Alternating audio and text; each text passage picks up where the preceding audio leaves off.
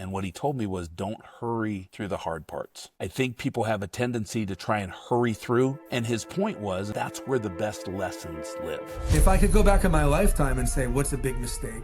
I wish I figured this out earlier. Ask questions, ask why. It takes a special leader to help you grow in a certain role. Doesn't matter how I speak, doesn't matter how I look. And it holds true as you think big and don't let anybody stop you. Now that's a success story.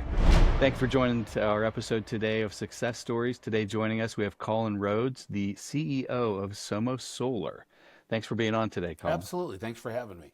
Where I always like to start out is, we all have a journey. We all have a story to tell about, where we started and how we got to where we're at.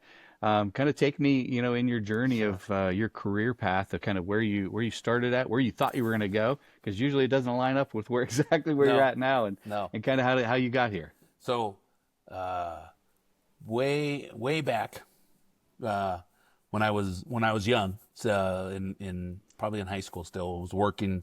My father was in construction, and we were working on a project one day, and the engineer showed up demanding that we install something in a way that wasn't a good idea.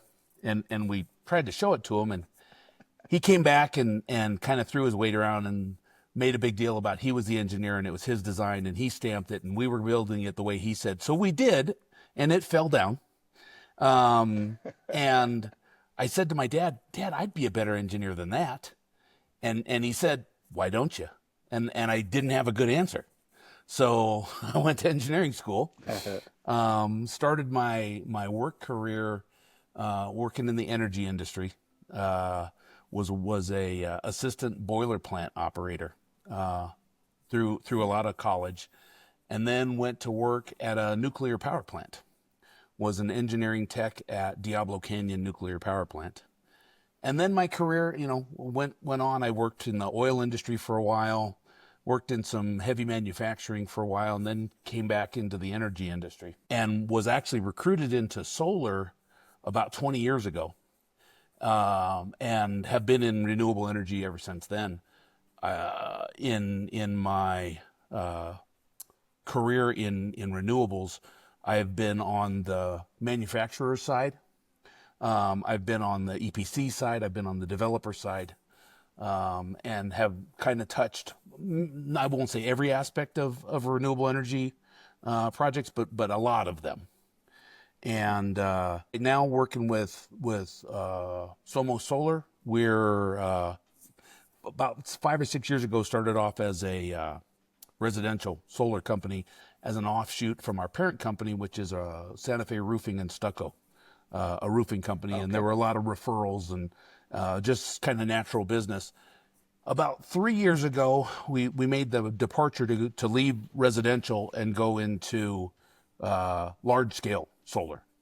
And so now our focus is we do some distributed generation, some DG work, community solar type projects, and we also do large-scale utility. We're in the process of rebranding from SOMOS Solar to SOMOS Energy Solutions because we have a fair bit of our business outside of pure solar. We do battery installations. We're also doing a fair bit of hydrogen projects. Wow. Green hydrogen projects, and so we're probably going to expand. We've actually done some design work with wind as well, but small scale. We probably won't ever be a large scale wind player because you kind of have to live and breathe in that space to compete, and we just have too many other things going. Gotcha. Now, when you say parent company, you have multiple companies, or a subsidiary? SOMOS Solar is a wholly owned subsidiary of Santa Fe Roofing and Stucco. Gotcha. Excellent. Same owner. Same owner. Same owner? Yeah. Okay. Gotcha. Excellent. So how long, SOMOS Solar, how long has this been an entity? How long have you been running it? SOMOS Solar. So I've been with SOMOS Solar a little over 2 years. Been the CEO for a little over a year. And we are technically from our incorporation, I think we're in our 5th year. 5th year? Yeah. Gotcha. So You guys are almost still in startup phase. So Is that for same mentality? SOMOS, yeah, from a purely SOMOS standpoint, I still consider us a startup. Yeah. The team that we have pulled together has several hundred projects under our belt. I'm not one to throw, how many megawatts or gigawatts we've produced, but we've done several hundred projects, and anywhere from small, 1 megawatt DG projects up to, I think the largest one the team's worked on is like a 365 megawatt job. Wow. Wow, that's impressive. That's Yeah. impressive.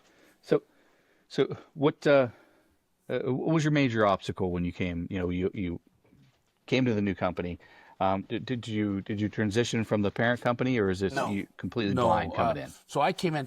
I had done some consulting for them because of some connections that we had in common. I had done some consulting for them for a couple of years, and then as my last role where I was winding down, SOMOS was looking to move to their next level, and brought me on full time. Now, as you came on, was anything unexpected? Usually, you kind of have a plan and best, I'm gonna crush it. I'm gonna hit, I'm gonna put my Yeah. my thumbprint on it. What were some things, or what was a thing that you weren't expected, you weren't ready for, or maybe you just wow, this is something that came out of left field on you? So I think probably the most surprising thing that I ran into was some people, clients, or potential clients that were not honest. We had one in particular that was a great, it's going to be a great project. We had the LNTP executed. We had the first contract signed, and the design work for this project was going to be about $5 million. And the guy never paid. The guy never paid his bills. So that stopped halfway through. And then I did some background checks on the guy, and that's his MO. That's how he operates. And so he has a reputation in the industry, which I did not find out until I was involved. So Yeah. Were you guys able to absorb that impact, or was it? Yeah. Was I mean, it an it impact? hurt. It hurt, but Yeah. it was it was a very expensive lesson.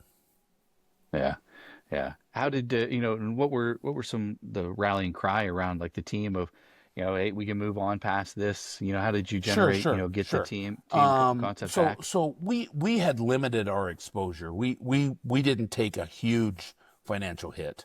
Okay. But from a managing the team standpoint, we went from feeling like we were on top of the world to Right, yeah. to being at the bottom of the trench. That took some guidance, some hand holding, and some vision to tell people, we can move past this, right? There is legit work out there. There is a value that we bring to the project, and we just have to stay at it until we marry up with the right opportunity.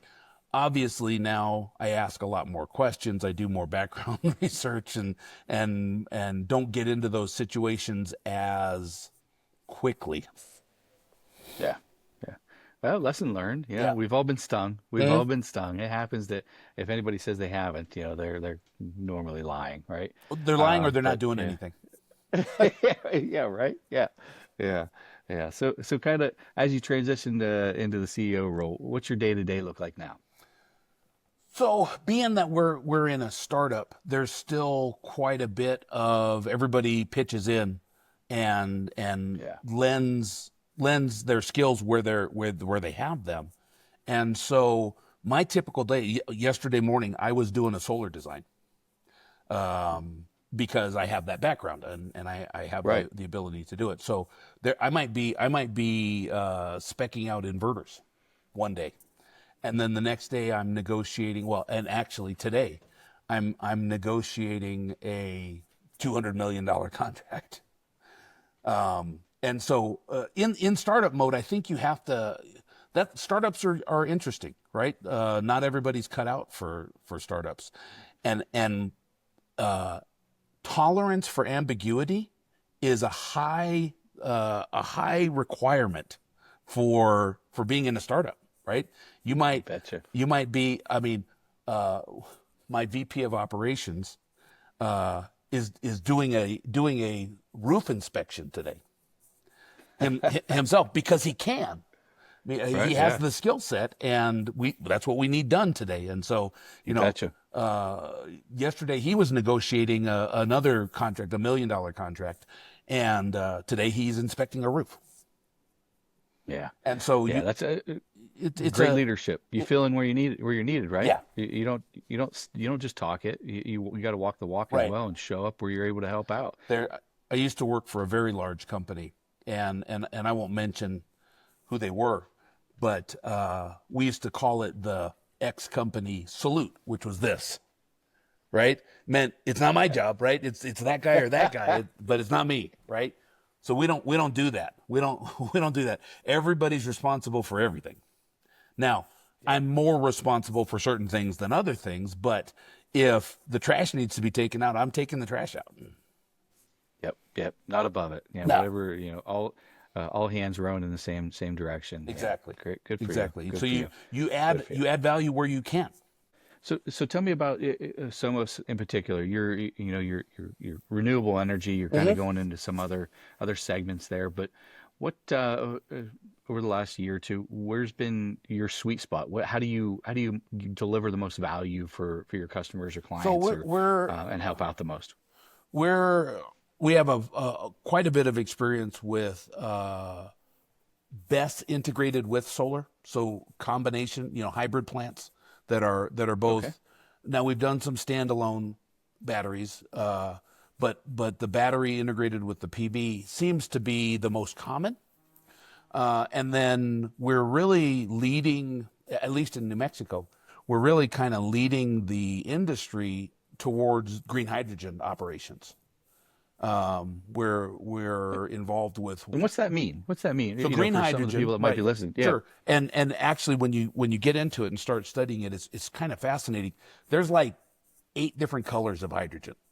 There's like green and yellow and purple Okay. and blue and black and all of this stuff. Green hydrogen, which is the kind of the buzzword in the industry, means that the power for the electrolyzers, which is what breaks the water down into hydrogen, the power for the electrolyzers comes predominantly from 90% plus from renewable sources. So solar or wind, or one facility we're associated with, they use biogas. They use biogas to power to generate the electricity that drives the electrolyzers.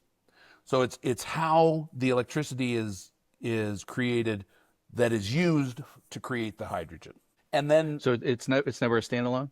It's always combined with another renewable. no, the one I'm No? talking Okay. about, the one I'm talking about is a pure hydrogen operation. They actually just sell hydrogen. Okay. And so it's in California. It's located literally across the street from a dairy. And they take the waste from the cows through digesters and create methane, burn the methane, turns a recip engine, generates electricity. The electricity goes to the electrolyzers, and they use the electrolysis process to break down water into hydrogen.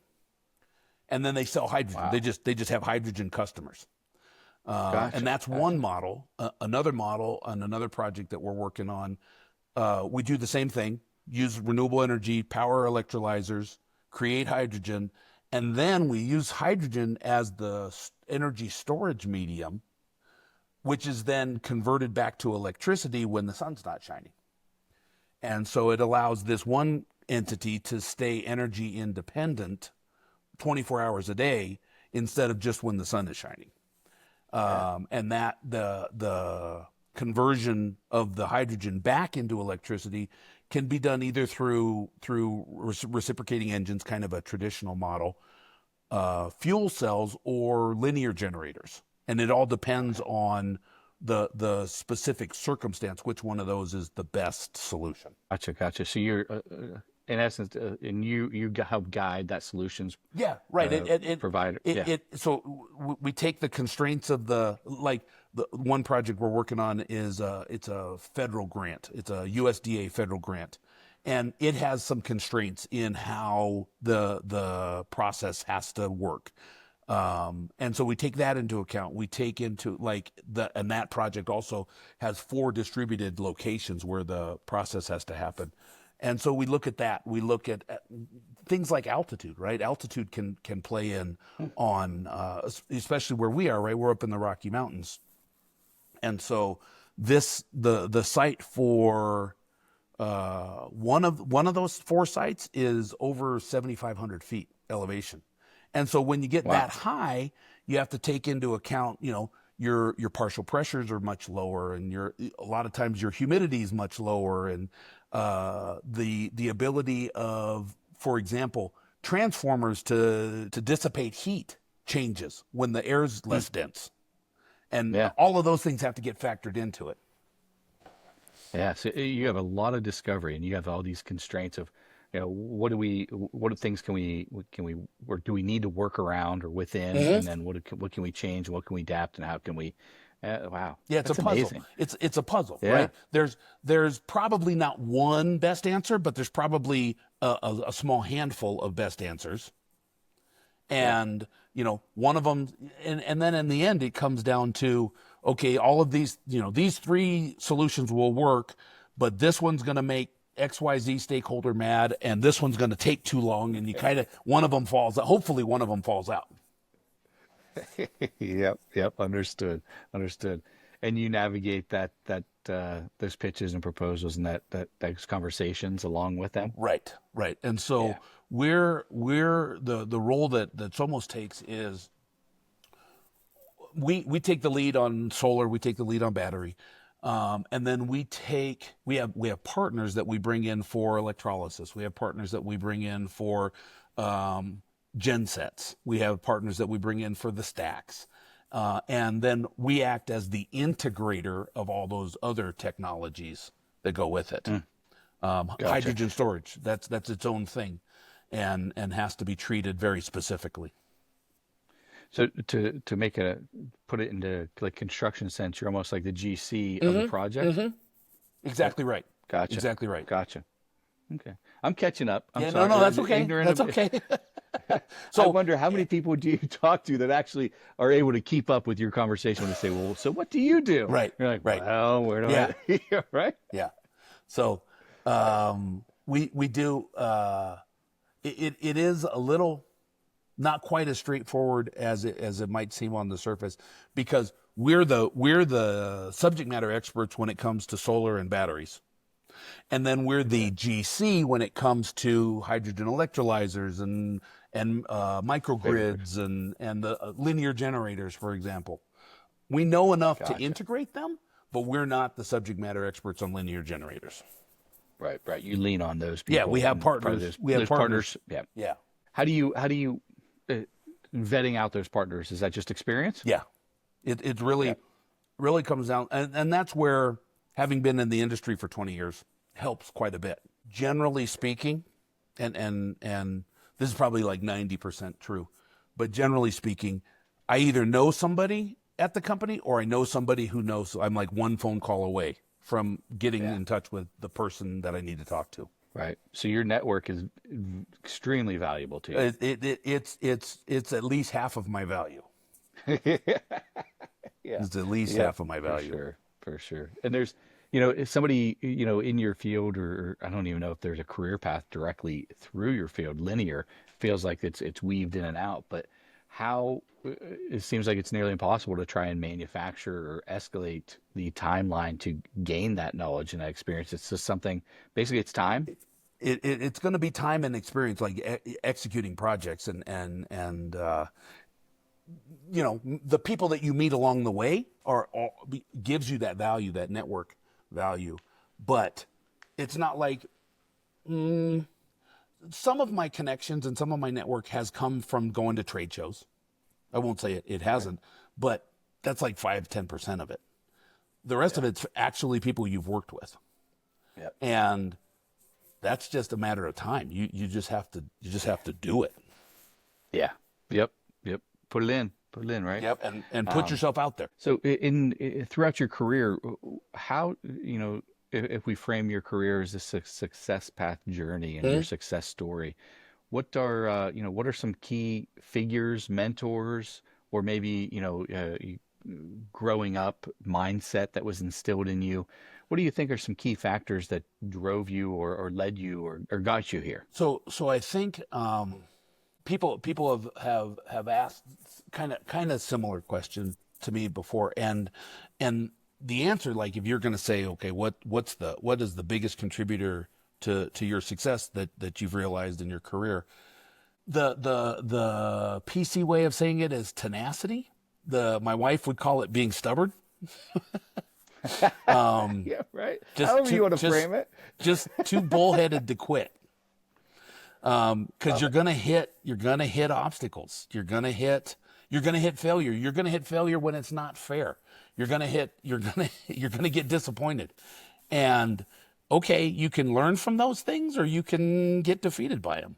And I won't say I haven't gotten defeated by them, but at the end of it, I can generally get my mind right to say, okay, how do I keep that from happening again? And what do I need to do to do this differently when I'm in this situation next time? I think some of my success, mentality wise, you had mentioned that, might come from my athletic background. I've been an athlete pretty much my whole life. And I still compete as a power lifter. And a lot of that is, I've had a lot of injuries. I've been doing this sport for almost 45 years. And I bet you have. I've had, for example, I've had 11 reconstructive surgeries. Wow. Both my elbows and shoulders are made out of titanium. And just lots of injuries that could be career ending, and I've just chosen for them not to be. And currently, I'm actually ranked number 1 in the world for my age group. And so I'm not saying I can do this forever. I'm not saying anybody can do anything forever, but your limitations are probably 85% in your own head. The other 15%, they're real, right? They're just like laws of physics. But what you do with that, my favorite quote is from Chuck Swindoll. Life is 10% what happens to me and 90% how I respond to it.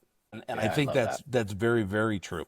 Your mindset, your perception, how you internalize and how you're going to attack it. Yeah. So, I mean, with your experience, you faced a ton of adversity. I come from a sports background as well.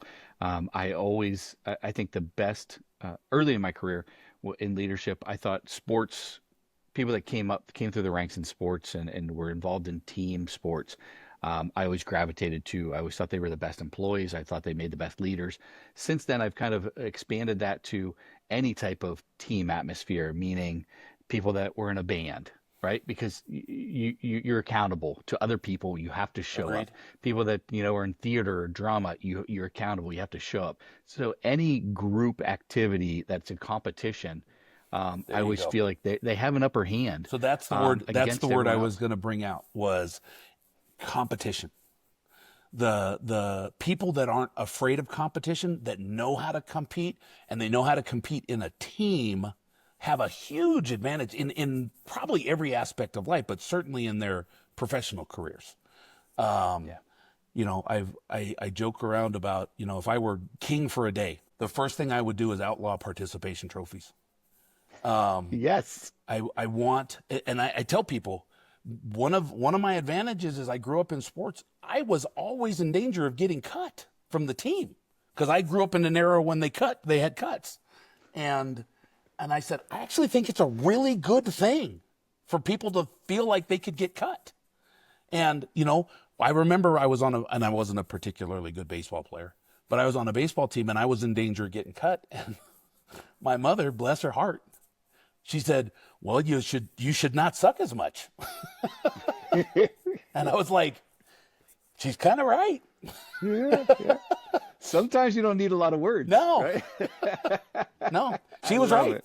She was right. Yeah. And I think, this participation trophy culture really does people a disservice, right? It makes competition almost a bad word.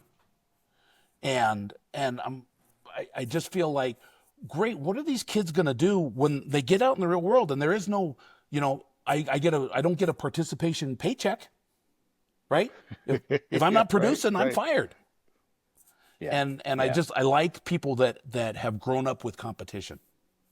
Yeah. I think people that have grown up with it and through it, I don't think that they not only accept it, I think they look for it. Mm-hmm. I think it's something that they want, Mm-hmm. right? And even if that competition is being challenged in their day-to-day activity or a certain project or a certain client or a certain solution, it's a challenge, right? It's a competition. You have to frame it to yourself as a competition of, I need to nail this. I need to do the best I can, not just for me, but for the client, for X, Y, and Z reasons. And I think that's why I gravitate towards startups is that is kind of a essential part of every day in a startup, right? Competition.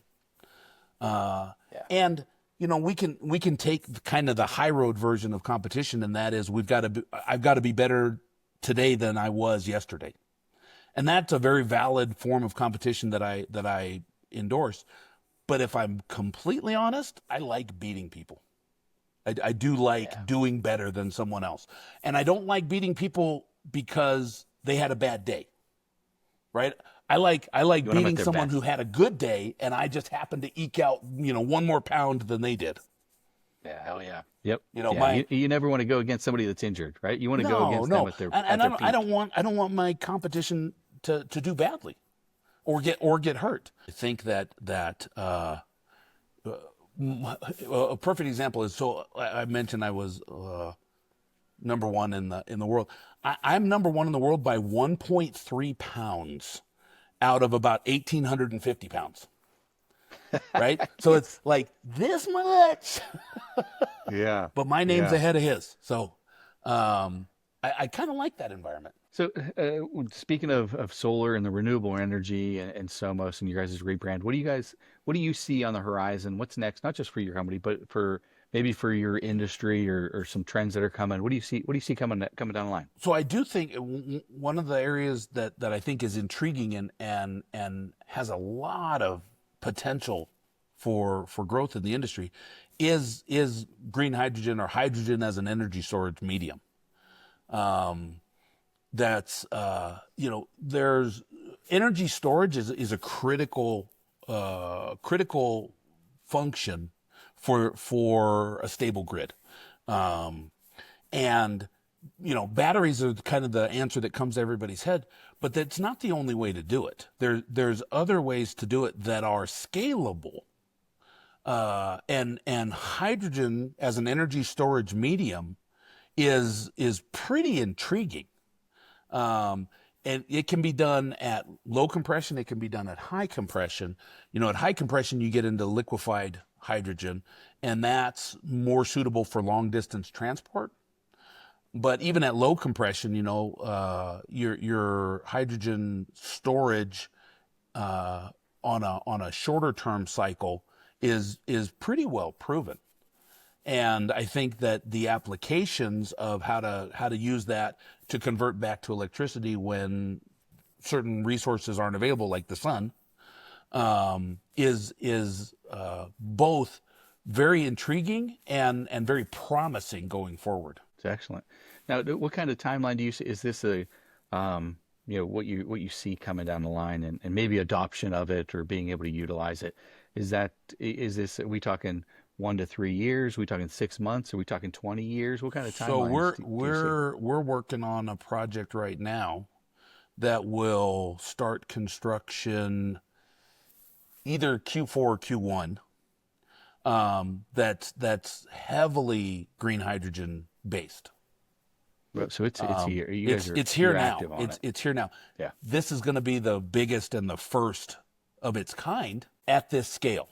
We're involved with a couple others. There's a 10 megawatt plant in Fresno, California that's operating right now, generating green hydrogen. They're not converting it back to electricity. They're just using it for transportation off takers, which is great, right? The distribution of pollution associated with green hydrogen is pretty. I mentioned before that plant that's in California that runs off of biogas from the dairy. Mm-hmm. They're actually considered carbon negative. They're not carbon neutral. They're carbon negative, because if that cow manure were left to just decompose, and the amount of greenhouse gases it would let off is gone because we converted it into methane and captured it and then burned it. It's actually a carbon negative technology.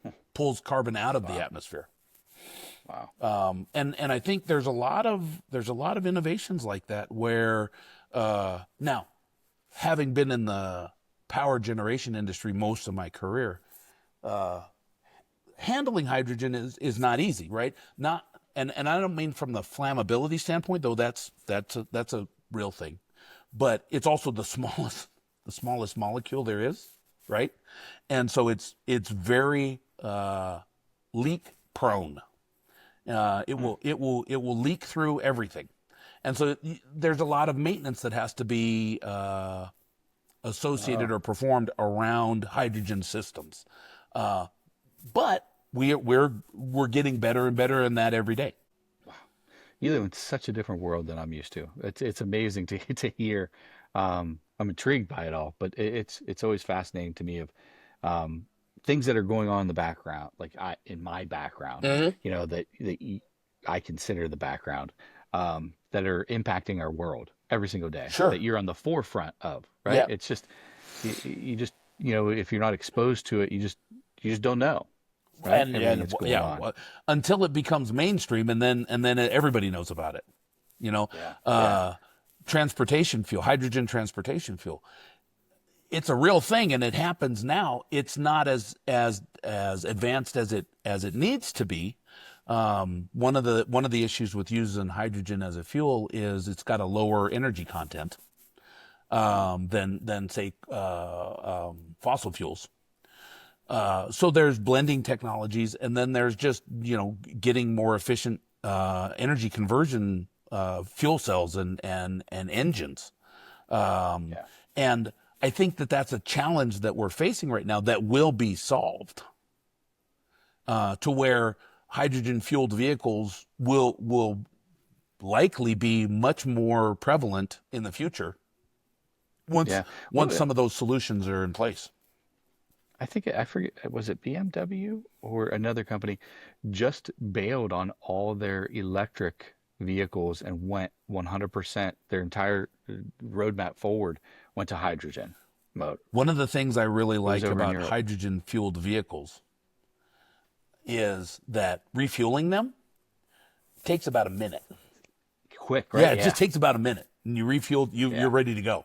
That's one thing that's a drawback on electric vehicles is even to get back from, let's say you're around a 20% charge and you want to get to a 60-80% charge to go home. It's going to take 20 minutes, right? Even with a level 3 fast charger, right? Yeah. And now this is true for hydrogen or electric right now, is the infrastructure to support it. Nothing there. That's where hydrogen vehicles are at a disadvantage right now. If you needed to refuel your hydrogen fueled vehicle, I'm not sure where you go. Good luck, huh? Yeah, I'm not sure where you go. Especially, where I live, out in the country. But that problem will be solved. It'll come. Once again, just the time, right? We're installing electric vehicle chargers for the New Mexico Department of Transportation now. Really? That's where do you find who comes to you? What type of clients do you have? Like who do you work for? What type of developers will come to us. Sometimes government agencies, the USDA. A lot of times like co-ops or even full-blown utilities but they're not really coming to us. They're issuing a public RFP. But we do answer those. So I would say 60% of our clients are developers. Wow. And then sometimes we'll get people reaching out to us that are industry, manufacturing industry, and they're just looking for cheaper power. Oh, really? Yeah, because they're going to build a new cardboard plant in Dallas, and the cost of electricity is going to be prohibitive. But if they could cut it down by 30 or 40%, they can afford to do it, and so they look for solar. Look for alternative. Yeah. Gotcha. So, parting words of wisdom. I appreciate you being on and kind of telling your story and baffling me and talking way over my head on some energy thing, over my head on energy stuff. But if you could, your success story or your career, what words of wisdom would you like to impart or leave people with? So, a friend of mine gave me a piece of advice that has always stuck with me. That I think is critical, and it's hard for people in Western civilization to embrace, but I think it's extremely valuable. And what he told me was, don't hurry through the hard parts. I think people have a tendency to try and hurry through and get them over with when things are hard. And his point was, and what he said was, don't hurry through the hard parts, because that's where the best lessons live. That's good. The best lessons you're ever going to learn are when you're face down in the dirt bleeding. That's when the best lessons are going to come. And if you're trying to hurry through it, you're going to miss them. That's strong. And so, that I have to give credit. Mike O'Hearn, my friend, gave me that advice, and it's probably the best advice I've ever had in my life. That's good. I've never heard that. And I've never even heard anything similar to that. Yeah. That's Don't hurry through the hard parts. A good one. I like it. Yeah. I like it. Well, Colin, anything else? How can people get some more information on you or the company? So the website is somos.solar, SOMOS.solar. You can get to us there. We have a LinkedIn profile, posting stories about projects and successes and things like that, or reach out direct to me. Colin, thanks for being on. I really appreciate you spending some time with us today and Absolutely. spreading some information and educating us, and always motivating, right? It's motivating to hear somebody else's story and to know that other people have had struggles, other people have had adversity, and just to keep plugging along, right? That's right. Stay at it. All right. Thanks, Colin. Okay. Thanks, Take Colin. care. Bye-bye.